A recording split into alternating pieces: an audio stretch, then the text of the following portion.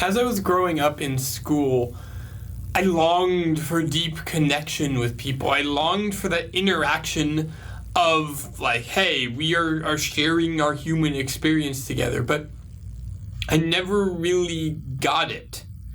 And as I grew up, I figured out, there are different ways to communicate. There's the way I'm speaking to you now, and there's a whole bunch of different ways. That's what we're going to talk about today, but it's something that, like, a large part of me, the communication issues and the longing for connection was because I was in defense mode. I literally couldn't connect. But it was also just that I didn't know how to connect with people. I didn't know all the ways to communicate and then share experiences. And it was sort of an interesting journey to get to the point where now what I do for a living is communication. We reach 500,000 people each day. So I communicate, and that's what I do for a living. So anyway, today we're talking about different ways of communication, how to know what you're really, really saying. With me, I have our wonderful coach, Lauren. Hi there. So before we get started, as usual, let's take and say hi to a few people here. From Toronto is Dana. Hello. And sunny California, Michigan, Tampa. Nice to see all of you here.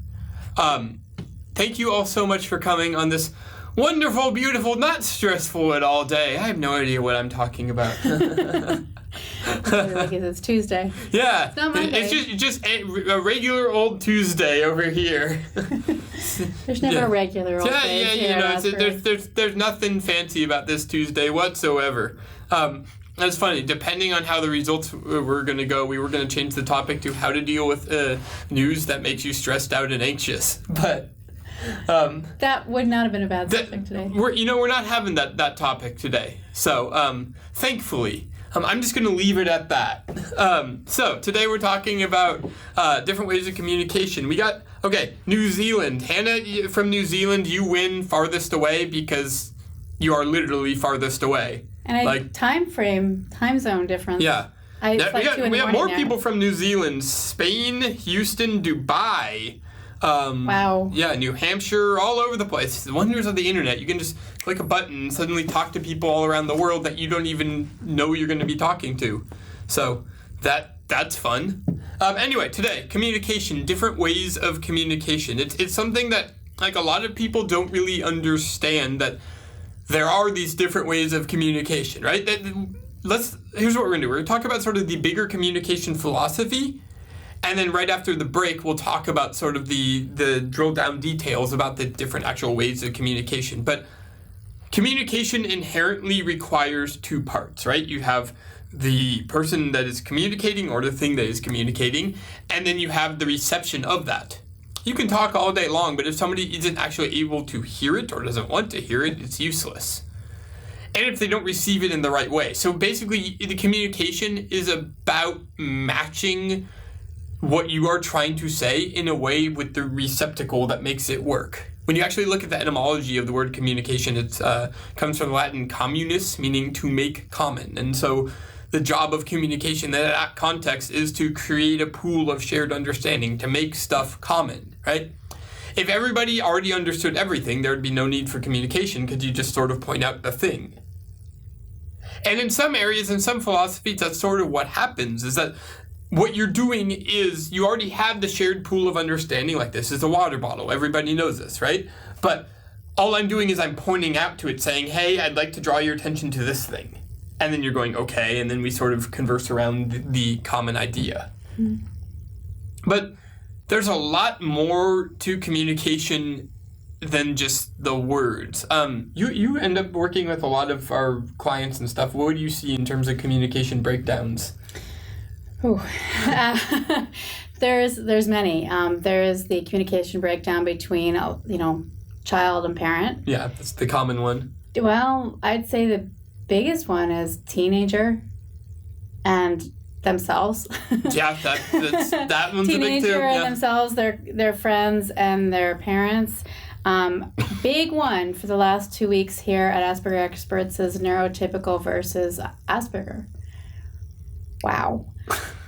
Wow. This has been an emotional think tank of communicate. That's like We were having this discussion of Oh my like gosh. language is a tool of separation, right? And it's like the way we use it is to distinguish things. Like you could say water bottle, or you could say water bottle and you cap and water and logo.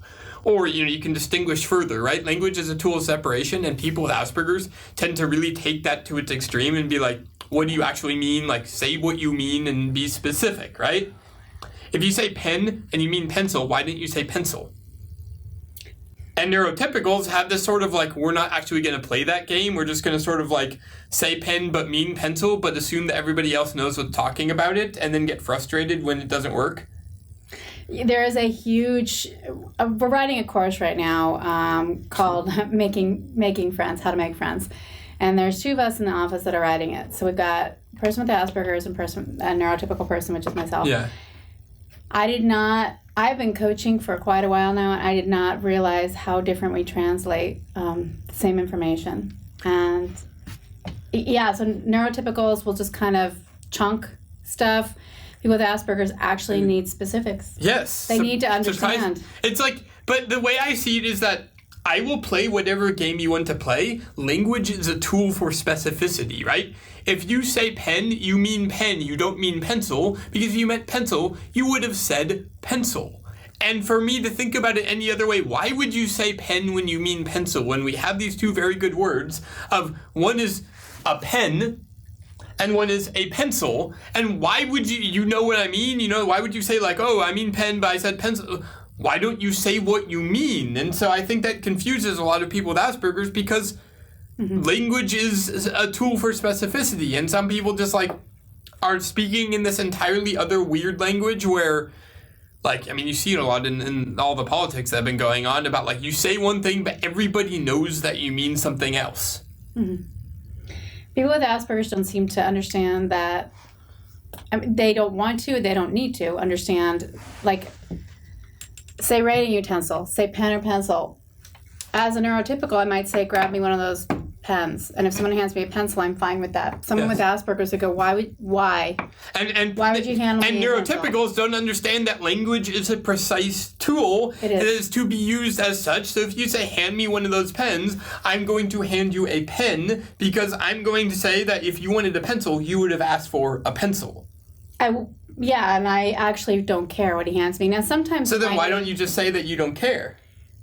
Hence the communication. See? And it is really an art form on both sides. It's both the neurotypicals and the people with Asperger's really need, the Aspies really need to have a communication around their communication. I mean, if there's like a 3-second rule here. Sort of like the shared communication before the communication actually happens. I mean, I'm working, our staff is half neuros and half Aspies, and everyone's learned to sort of dynamic to work together. I'm the newest person on the staff, and so I come in, I've never worked with so many people with Asperger's, and there have been miscommunications all over the place because they're very literal, and I'm just kind of throwing stuff out there in conversation, and it's been a dynamic, wonderful learning experience. But 3-second rule, sit down and talk to your person with Asperger's about communication, because what happens is then they get frustrated and they just check out and tune us out because we're not being specific enough for them. Because you're not using language. If you say pen and mean pencil, and then you get frustrated when I hand you a pencil and you mean, well, I meant a pen, why didn't you say pen? And it's like... And for me, it's like, whatever, it's just something to write with.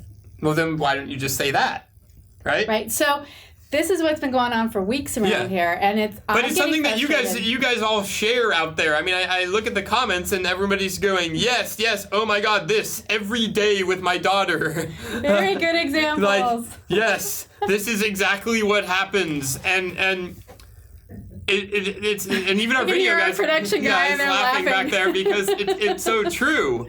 It's been a big, huge thing. It's huge, guys. It's huge. So, basically, the overall philosophy, we're not going to get too much into this in this show, but the overall philosophy is create a shared understanding so your words mean the same thing. Sit down and go, what does it mean to be happy? And you create a shared understanding about that. When I say happy, you know what I mean. Because we use, the way we use words is in symbolic representational language. The word doesn't actually mean anything of itself. The word represents a thing. When I say pen, that word is utterly useless. It just means this. It is a symbolic representation of pen, right? I know we're getting a little bit weirdly philosophical here, but this is exactly what it's But like. the thing is that because of that, we need to make sure our meanings and symbols match up. Because if I say pen, but I mean pencil, and that's your meaning now, and if the other person says pen, but they mean pen, then there's this inbuilt frustration of being unable to connect with another person. Well, right, and so we're both feeling it, right? So we're lucky enough that we have an office where everyone's really working on themselves and really working to communicate. And this is like what we do. This is what we do all day long. But it's still frustrating. I mean, we've all ended up very frustrated over the last couple of weeks because I'm doing one thing. I'm doing what I think I'm doing, and they're like reading into it because they're specifically reading in everything I'm saying, and I'm just giving generalities. And so I'm frustrated because they need me to be so clear about what I'm talking about, and I'm like, why? Okay. Because that's what language is.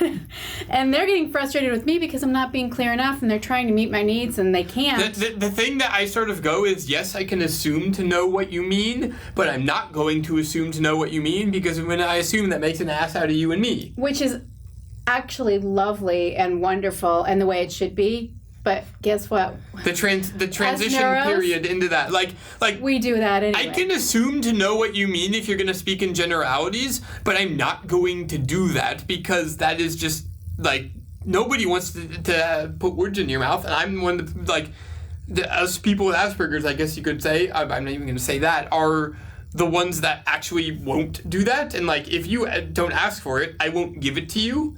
And I can read your mind. I have the capability to understand what you mean and what you say without you saying a darn thing, like in all the ways we're going to talk about. But I'm not going to because I don't want to actually, like, devalue your humanity. Like, most of the time, I used to interrupt people a lot because I knew what they were going to say. But at the same time, no, because they want to feel valid in what they're going to say. Now, you get to a certain point where that's completely okay and you can look at somebody and do that, but the culture that we're in does not play that game. No. And then you take, going backwards a little bit, you take someone who's like maybe a teenager, so if you're a parent and you've got like a teenager with Asperger's, then you add in all the hormones and everything else that makes you already angry. And stress and defense mode. And that you're already angry about. And then you become very intolerant of language because your neurotypical family members are not expressing things in a way that makes sense to you. I mean, Danny said to me 2 or 3 months ago in the middle of a conversation, so I finally get why we do homework. And I'm like, that's interesting. And he actually got that you put homework down on paper so it gets out of your brain. Why didn't anybody tell me this? They're just like this weird implicit understanding of you should know. No, damn it, I shouldn't know. Why don't you tell me? Oh, you should already know? Screw that. Tell me. They don't know. They don't know. And they also... here's the thing. It's not a capability issue. No. It's I'm actually going to legitimately play the game that is set up. The game of... Let's actually communicate so that we then make things common. To make common. And to have this implicit understanding game, once you understand all the different ways of communicating that we're going to talk about in a little bit here, then it makes a lot more sense. But at the same time, you're sort of playing this weird game of we all know exactly what each other really means, but at the same time, we don't because our culture says that we shouldn't assume to know what's going on. I had something interesting happen. I think all of you neurotypicals out there, I think it's a capability issue on our part. I do. I know. It's okay. I do, though, because honestly, I'm highly intelligent. I'm well-spoken. I'm very articulate. You are. And I thank you. And I'm still have trouble and the capability to break things down to the linear space that these people need to understand. I think it's just practice because it's one of those, like, everybody knows that, like, in theory, this is where language should go. And what I've found over the past month is that people take, people with Asperger's, when they're, like, born, they take all the things in theory that the culture is saying and they go, oh, so these are the rules that we're going to play by? Okay, and that's why they're so rule-driven, and that's why they're like the ones that are actually playing the game that is implicitly set up, whether that is following the rules for homework or the playground or language or culture or whatever it is. But then everybody else is sort of like, haha, yeah, we set up those rules, but we don't actually like think that they're any valid and any useful, and we don't actually play by them. He's right. And so we're going... guys, like, didn't we all agree that these are the rules to play by, and you're sort of the ones that are not playing by them? So either A, we need to play by the rules, or B, the rules are stupid, in which case we need a new set of rules. So challenge yourself this week to switch the way you're doing things. So instead of just assuming your child, because I'm assuming most of you are parents, but sometimes your spouses are people with Asperger's, or maybe you have Asperger's yourself.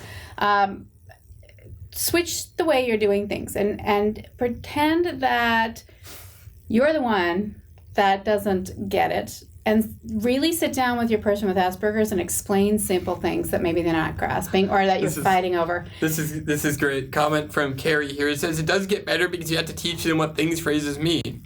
When my son couldn't get what I would say, put on your shoes. He would say, those aren't shoes, those are boots, or sandals, or dress shoes. Same with coat. It was a sweater, hoodie, fleece coat, snow jacket, windbreaker. Like, again, we sort of have the rules, and we play by those rules. If you say shoes, he is correct. They are boots. They are not shoes. And you have to teach them that sort of like this weird, like, to me, honestly, it's sort of like a bastardization of language to say that boots are shoes, because no, we have a word for it. Let's use it. Now, that said, I know this is exhausting, people. It's tiring because you have to almost think about everything that you're saying. And eventually it gets a little easier. Like, you get in sync and you start to understand.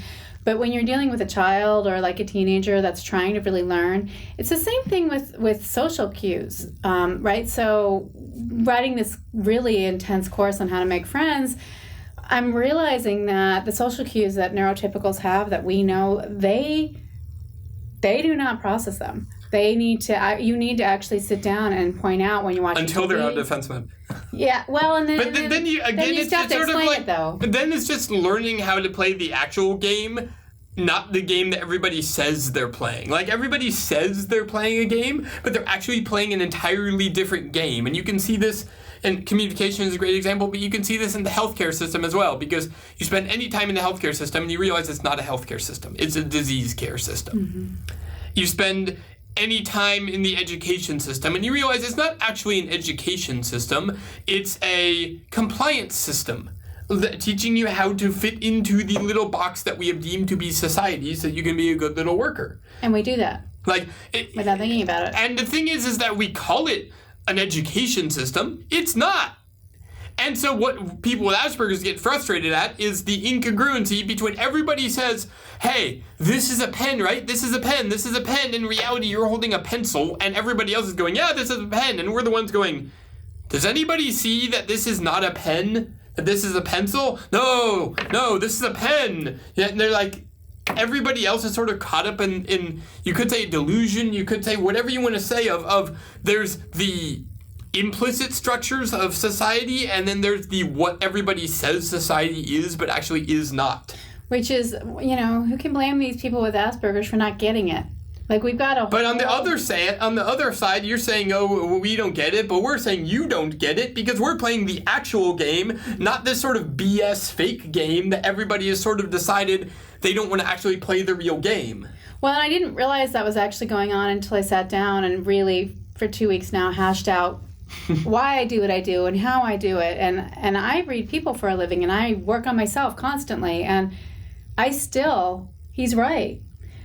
There's a certain set of rules, and then I made up my own for myself, and then I don't follow. And these people are. It's almost like we're the ones that are actually following the rules, and everybody else has their own structure, and we're going. Does anybody else like? And then you add everything else that makes these people mad, and you've got a lot of people blowing up and having frustration now. So this is my term, and Danny hates this term, so he's probably going to argue with me for this, but they're very literal. From a neurotypical point of view, they're very literal. You've got to be very literal and very clear. The thing that I distinct there is that she doesn't understand is that it's not literal, it's specific. Literal implies taking things at face value. Specificity implies taking in all the context. I see all the different ways that we're going to communicate or talk about here. The limbic communication, the implicit, just like social cues. I see it all, and I'm very specific. This is a pen that says Doubletree on it with a gray cap. Is that literal or specific? That is specific. because this is the specificity of what it was. If I said, here, hold this for a second, I go, okay, 1 second, drop it, that's literal. I still understand when you say hold this for a second, okay, I know what you mean, and that in my viewpoint, you just haven't gotten to the point of language where you say, I need you to hold this until I need it back. So, from a neurotypical point of view, yes. You see what he just did? So, their incredibly high IQs, another thing that Danny argues with me on, their incredibly high IQs allow them more brain space than maybe not like an average IQ, I think. I honestly think IQ is BS and a worthless measurement.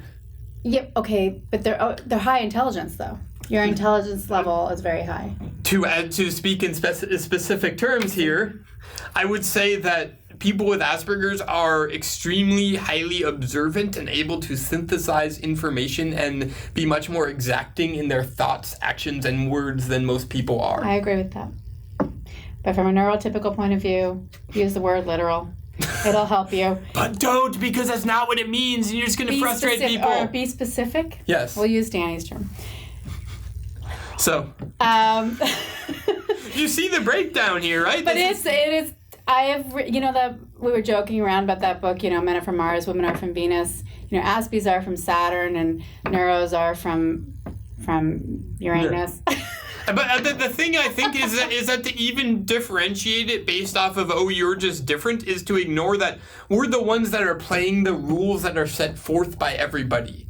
We're just playing the rules that you set up, because everybody agrees that language should be specific, and if you have a word for it, you should use it, right? But that's not what we do at all. So we're pretty much going, guys, you're saying one thing and meaning an entirely different thing. Are you crazy? What is going on here? And then you are all going, no, we just use a different system. It's like, well, then why don't we all agree to use, fine, you want me to use a different system? I will use a different system. This is a writing implement. I don't care what type of writing implement it is. It's a pen, it's a pencil, it doesn't matter. But then you get frustrated at us that we aren't being specific in our language with all the teachers and all that stuff that they tell us this. So then we're sort of at this like, wait, so you said do it one way, now I did it that way, now you're getting frustrated at me. So I said, okay, let me go back to doing it this way, now you're getting frustrated at me. So you're getting frustrated at me no matter if I do it in way A or way B, so there is no pleasing you. Right, so it's a matter of coming to an understanding. Yeah. And on both parts, people with Asperger's need to learn to be patient with us neuros, and us neuros need to learn to be more specific. I completely agree with that statement. Yeah, I think we've got both going on, and you got to understand people with Asperger's also, they really are trying. They're really trying, and their frustration level gets so high because we are kind of confusing. And of course, every person's different and every dynamic is different, but, in trying to come up with a course and working on a course to make friends, we're trying to guide people with Asperger's on how to read the neurotypical population, and we are confusing. And so, cut your Aspie a little slack, because I really think they're just trying to understand. We're confusing. Yeah. But it's been a fascinating couple weeks. So shout out to Heather out there. So anyway, so I suppose we should move on, but that's a major disconnect between neurotypicals and Asperger's, and if we can start there, you're going to make a lot of headway. Yeah. Let's see what's going on here in the comments. I'll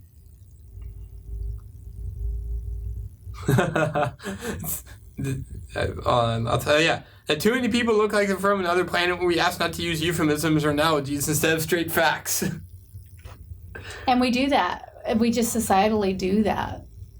So we can play that game. People with Asperger's can only play one game at a time, though, and everybody else is like saying, oh, we're going to go watch Jurassic World, and then they put on The Princess Bride and go, we're watching Jurassic World, and then we all look at you like you're crazy, like, no. Or we'll say we're going to go put on Jurassic World, and then we put on, what, Jurassic Park? Yes! Yes! No! Bad! Sorry. You do not do that. And that is what we do. Like, when my expectations meet my realities when things are good. By the way, Jurassic World is one of my most favorite movies because it so meets exactly what you come into it expecting. I think it's one of the best movies out there because you come into it knowing this time it's going to be different. No, it's not. And when is that annoying lady going to get eaten by the dinosaur? Oh, thank you, you delivered. Like, that's the movie, and it just perfectly delivers on that. A lot of movies and a lot of entertainment attempts to be one thing, but is actually something else. Again, and that's one of the major frustrations with people with Asperger's. What are the comments at the beginning? A lot of different stuff. But here's what we're going to do. We're going to take a quick break. We will be back sort of shifting gears to talk about the specificity of the different ways of communicating something. So we'll be right back. Every single day, we are trying to use influence. We are trying to influence ourselves. We are trying to influence another person. We are trying to influence the relationship that we have between people, places, and things.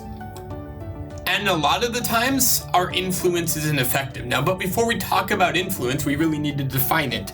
And when you look at the etymology of where the word influence came from and what its true meaning is, it means any outpouring of energy that produces effect. So anytime there is any outpouring of energy that produces any effect, then that is influence. So you could say I'm influencing you right now because I am pouring out energy in terms of speech and sound, and it is producing an effect. Now the trick is making it produce the effect that we want it to.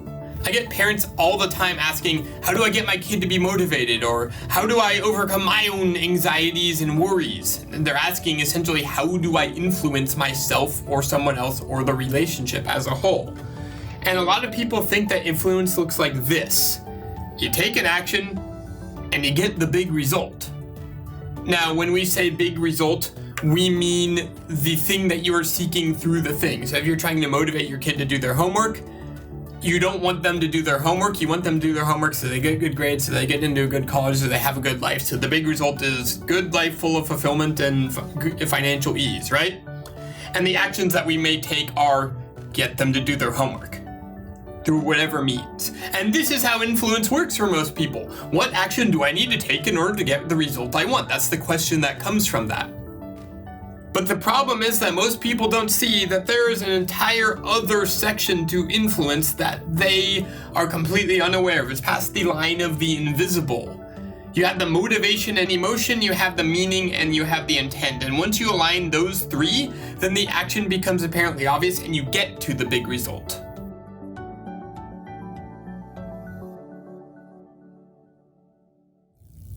And we're back. So, comments over the break. Rachel said, Erica, my son is the same. It's very difficult to get him to communicate feelings without an outburst.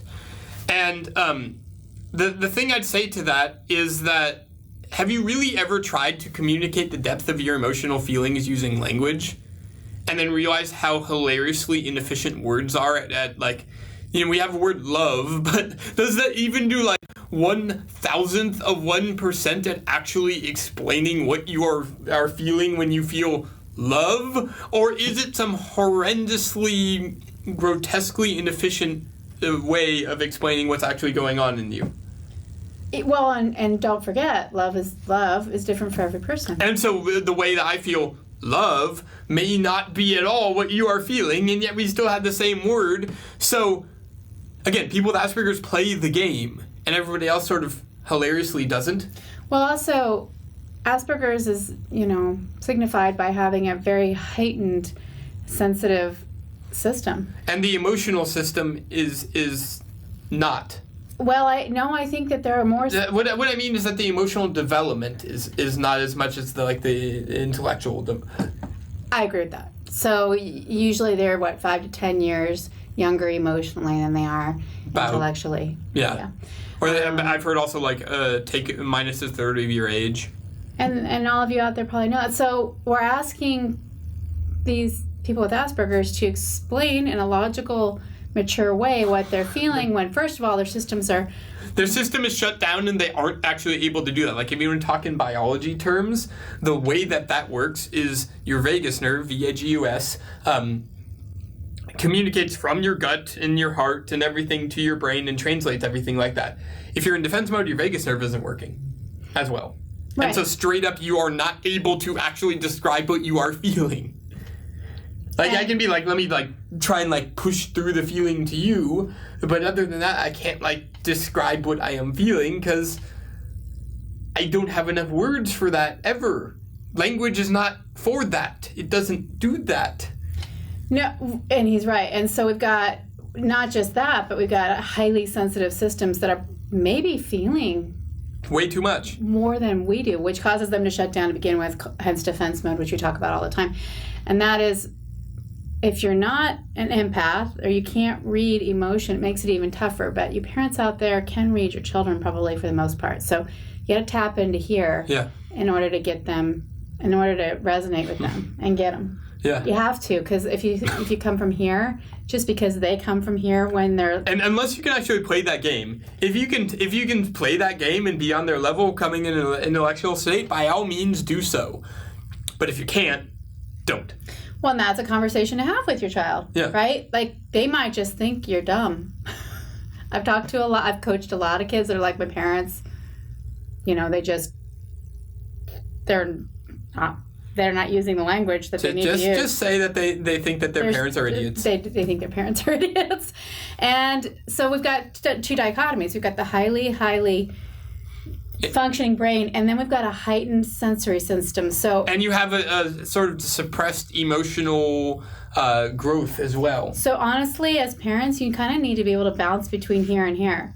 And I see a lot of parents trying to come from here and forcing instead of calming down and as you aligning. Saw when I was talking about influence circles during the break, that doesn't work. It doesn't work. And again, that's another class that we wrote as a team, Neuros and Aspies, and it's a phenomenal meshing. But yeah, so that's... And our AE Plus support group does a really good job at sort of explaining that often. And so I think that's why a lot of kids with Asperger's have trouble making friends, is, they need people that are willing to go in and out with them and up and down with them. Yeah. So let's talk about the different ways to communicate here. Okay. You have speech, the obvious one, but that's not it. That's like 5%. Body language is a big one. Which people with Asperger's don't intuitively know. But they intuitively get.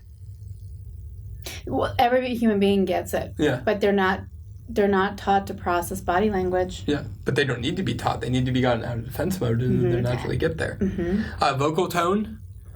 But these things, these are the things that honestly I don't think are as important. Because, first of all, if you go through our influence circles training, you'll realize we know. The minute that you're going to send your kid a book and he's in college because he told you not to, but hopefully he'll read it. Oh no, reading again. Totally read through and tell your anxiety and attempt to try and control them. Have you ever heard, Mom, stop trying to control me? We know. There is no escaping it. We see everything. What you need is help, having them help translate for you what it is that they see. There's a translation game. I mean, but it's also at the same time, if you're saying, like, good job, but you're really thinking inside, you can never do that.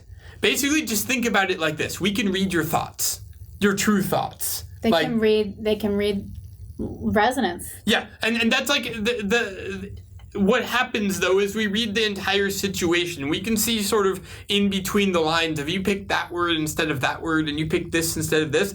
And it's interesting, you can't really point to it because it's the relationship between all the things. So you can't point to one thing and say, because you said that word, it's this. But it's the relationship between all the things that give us a big picture about what exactly you mean. So what I mean is that if you're raising a kid and you're scared and you're trying to not show your fear, we see it.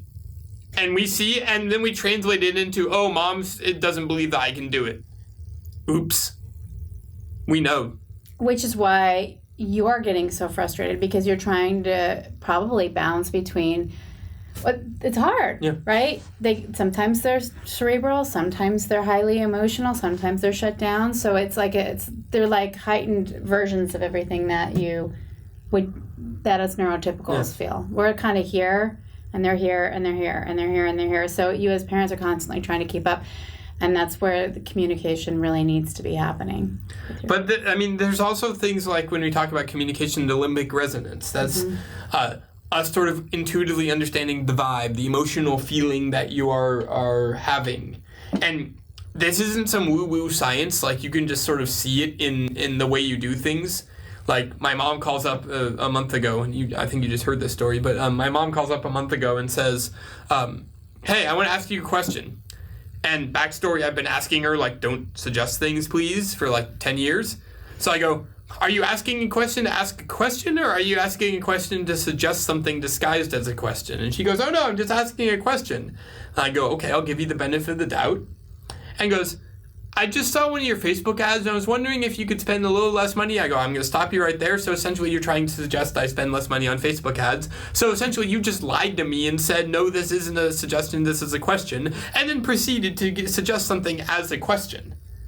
So let's just stop playing that whole BS game and say, I want to suggest something to you. Okay, so... And the thing is that then that sort of breaks down a little bit of trust for me. In other words, you cannot hide it. We know. And I think probably parents and neurotypicals out there, you probably don't even know you're doing it. Yeah. And that's where the frustration disconnects. So the work starts with influence circles. You'll see it starts with yourself. It starts with self-awareness. It starts with being able to communicate why you're doing what you're doing to your kids, and having that conversation around it. It will be appreciated by everybody in your life. Yeah. Your relationship will improve. Finally, the other ways to communicate are ways that don't even involve you. That's like the situation and the environment. I was just at a retreat last week, and I was sharing a room with several people. One of the guys had to leave early to get an x-ray. That's like all I know, so hopefully he's okay. He had to fall and should be okay now. But people were asking me, hey, do you have any more information about Greg? And I go, I only have what the situation tells me, is that all of his stuff was gone when I got back. And that communicated a lot to me, and I never actually talked to him, because the situation told me what was going on. Just like I can go into your house and determine a lot about you just based off of how clean it is, how messy it is, what it looks like, what furniture items you have. If you live in a penthouse in New York City and have everything covered in gold, then that tells you about a certain type of person, about who you are. Mm-hmm. You know, and I don't even need to ever meet you. That I just know a lot about you through there. Some people say, oh, don't judge me. That's not judgment. That is assessment of the reality. That's not like, I'm not applying a moral judgment to it. I'm just saying, oh, this is the type of person. Yeah, it just is. And if you pay attention to yourself, you'll see if your house is really, really messy, chances are you've got a lot of disorganization going on here or in here. And again, this sort of goes back to the incongruency thing, because people with Asperger's know. We get it. We see it. We understand. We can read it like a book. And then the moment you try and deny it and say, oh, no, that's not the actual reality, then you just pissed us off, because now you're basically saying, no, your experience isn't valid. Mm-hmm. And hey, screw you, because I'm going to say one thing and mean another, and you don't actually deserve the truth. You are not, I don't love you, I don't trust you enough for you to deserve the truth. And that hurts deeply. And they don't know how to articulate that. And then that just gets emotional pain, and then they shut down for a decade until they can move out, if they ever do. And then because they don't ever deserve the truth. And that's what you're communicating to them. Whether that's the actual truth and what you've decided, you've unconsciously decided that they don't actually deserve the truth. And that's how it feels to them. And, yeah. And that hurts. But, I mean, end of story. It just does. It hurts. You know? Like, it's just... And then, no, that doesn't hurt. I wasn't saying that. And now you're just digging things deeper and basically just drawing a middle finger up at them going, hey, screw you even more.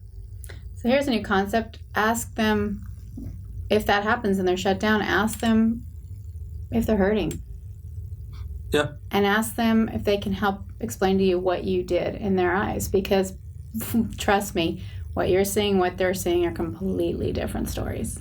Entirely. I mean, you might be like, I love my child, I would never hurt them. Well, you know that. You would never intentionally, consciously, with deliberate effort, hurt them in a way that is like, you know, I would never like stab them with a knife or something like that, right? But unconsciously, unintentionally, you may be doing a lot of it. And guess what? It feels like you're stabbing them with a knife when you do that. Yeah. And so there's a conversation starter for you and your child, but wait until they're calm. So try to have this when they're here's what we're going to do. We're going to leave you to think about that for just a moment, take a break, and come back answering some questions here. So see you in a sec. I remember growing up and not really having many friends, wanting friends, but not having many friends simply because I didn't know how to be social with people. My name is Heather. I'm the COO here at Asperger Experts, and I'm a mom. My son was diagnosed with Asperger's a little more than a year ago, and he's amazing. I'm trying to raise a productive, independent, self-supporting person. I need support to do that. I can't do it by myself.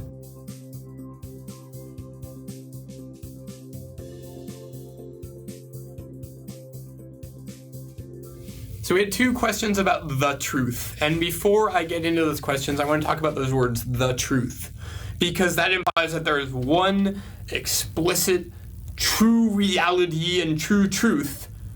And that really starts to break down, especially in own internal sensations and perceptions of the world, right?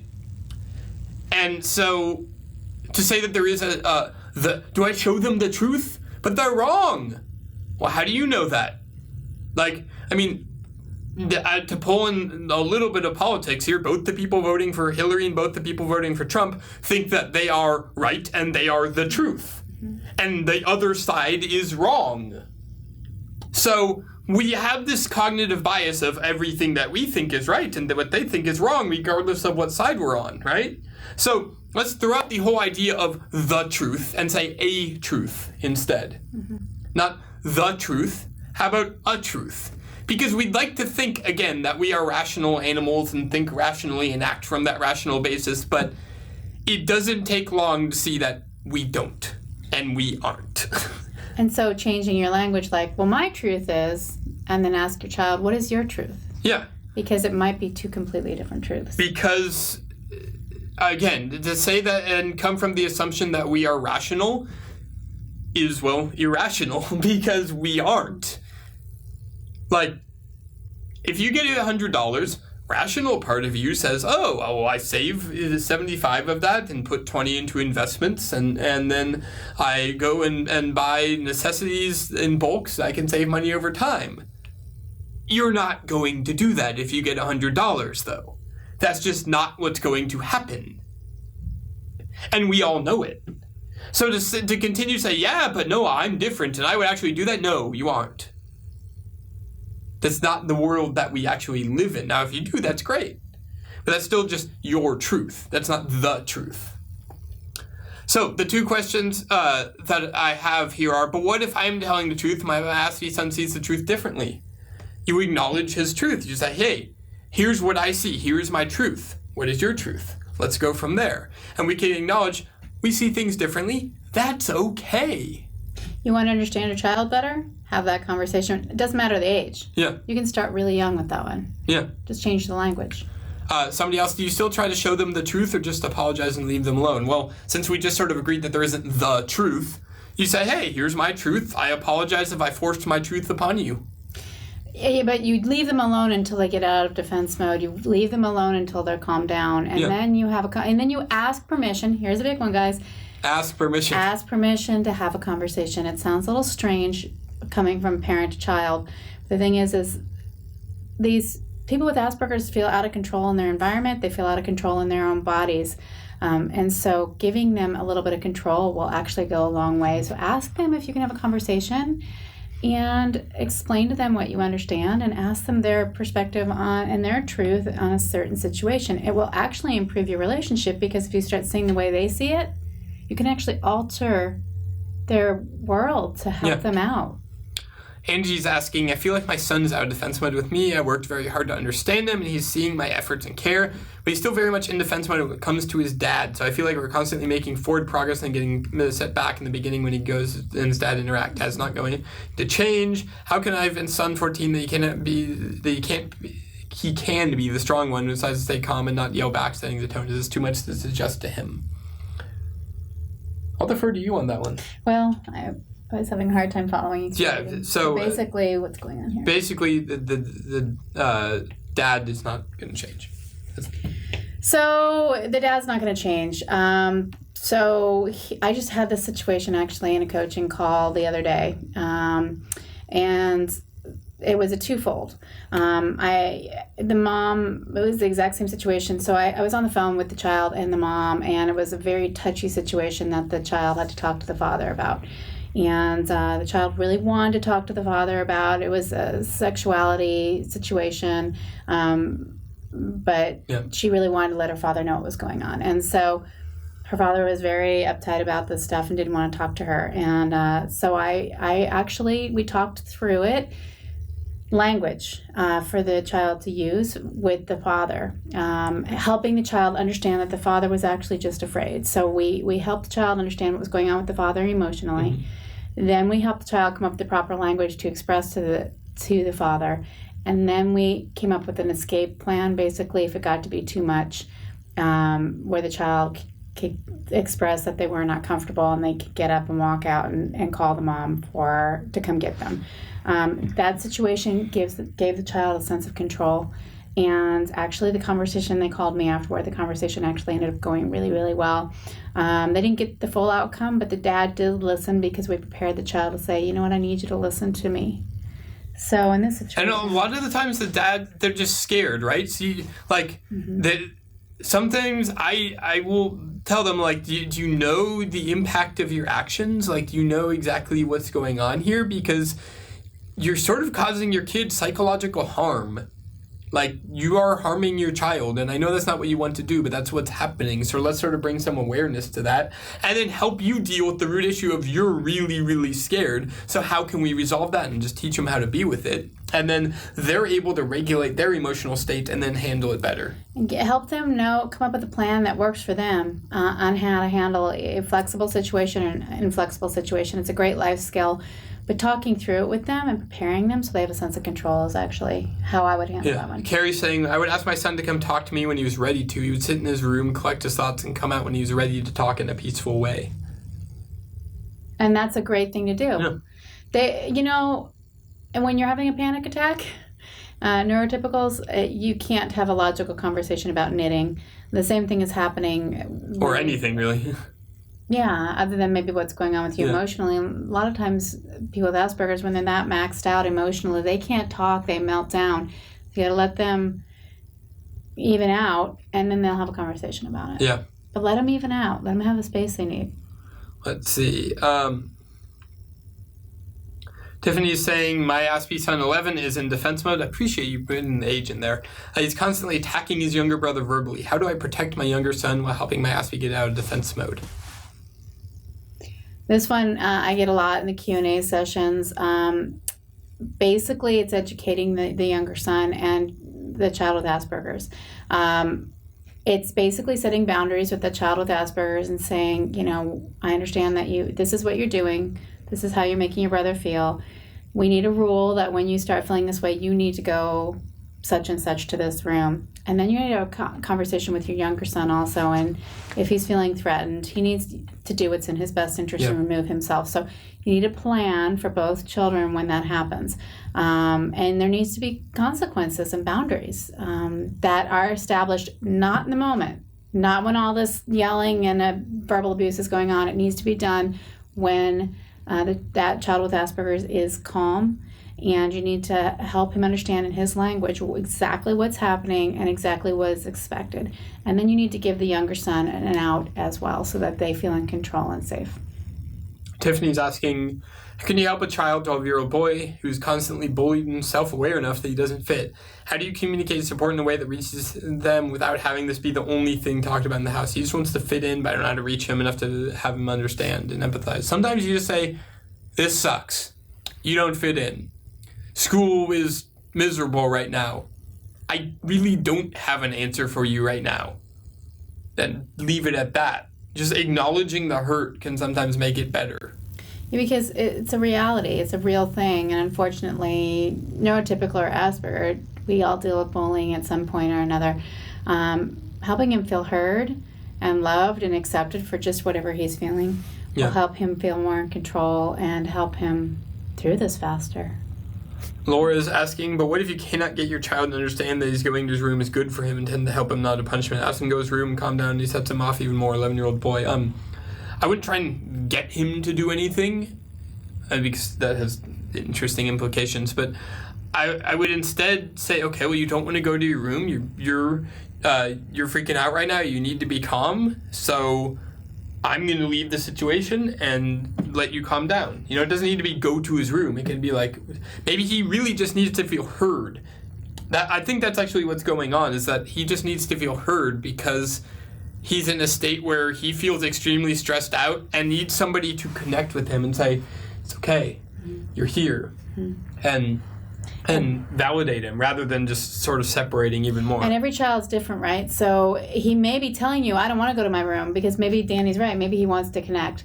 Or maybe he needs to go to his room and he wants time alone, but he's maybe trying to control the situation. If it feels like it's a sense of control, remove yourself and leave him be. Again, a conversation to have with him when he's calm. Like, when this happens again, you know, let's talk about it. Let's help them feel in control. Help them feel heard by having these conversations. And the wonderful Kelly is saying the author Barbara Coloroso has excellent information for bullying. The book that I really suggest, Kids Are Worth It, by Barbara Coloroso on that. Fabulous. It is an amazing thing. So we're going to take our final quick little break here. Be back more, answering some more questions, talking about some more stuff. See you in just a sec. My name is Lynn. I've been a part of the Asperger Experts Parent Support Group for the last year. I'm a happy customer of many wonderful AE videos and online courses. I just always look forward to the next course offering because it always, I consider it adding to my toolbox of skills and knowledge. The parent support group is really an amazing group of parents. Anybody can ask a question, and you're almost guaranteed a very quick response from caring and supportive parents. The ideas and the suggestions that come out of that group are really just high quality. And there's a number of parents too that also have been diagnosed with Asperger's, and they have a very unique way of looking at things that help us to understand our children better, and why some approaches might work better than others. So again, it's just an amazing group of parents. I've gotten a lot of just positive energy from being part of that parent support group. And a couple of things that, if you ask me what the most important thing is for parents to know, it would be really understanding defense mode and the sensory funnel. Over and over again, I just come back to the defense mode and sensory funnel videos, and really having a good understanding of that. A lot of parents will say, oh, it looks like my child is being lazy. I see them sitting at the computer a lot. But defense mode can really masquerade as other behaviors. So a lot of times, if parents don't really understand what's going on inside of their children, it might just look like laziness or manipulative behavior, when in reality, your son or daughter might be experiencing a lot of anxiety or sensory overload or overwhelm. So once you really understand the sensory funnel and defense mode, then you can really truly begin to connect with your child, and to also help them to help themselves, and to help them move their lives forward, and to really start living their lives. The other important thing that I have found is really framing your family culture as one of a team, and making sure that your son or daughter feels like they're part of the team and existing within the family culture and not outside of the family culture. I think there's lots of things that parents can do to improve the family culture, such as establishing fun traditions that the child enjoys, playing games with the children, watching their favorite TV shows. If they like cooking, then you can cook together. If they like taking the dog for a walk, you can go on dog walks. But it's really just finding those things that your child enjoys, and then making them part of your family traditions. And I think that's something that brings out the best in everybody in the family. And absolutely, I would recommend AE, the course offerings, and the parent support group. I just appreciate all that you've done, and I appreciate all of the parents as well. Thank you. All right. Here we are again. Casey is asking, what is the best way to explain to Aspie that even if you're right, or feel your truth is right, making others look bad or feel bad for correcting them, especially teachers and friends, doesn't usually help, causing more problems? The way I would explain it is that we have, and this is something I sort of really got recently and was able to verbalize recently, is that everybody thinks that the game, I've referred to the life as the game, as sort of the implicit structure on, is that you need to work toward one of the 4 approved goals: health, wealth, happiness, or time freedom in the most effective and efficient manner toward the destination, right? And that's what everybody says that they're all working on. Health, wealth, happiness, and time freedom with effectiveness and efficiency toward the destination. Nobody actually does that.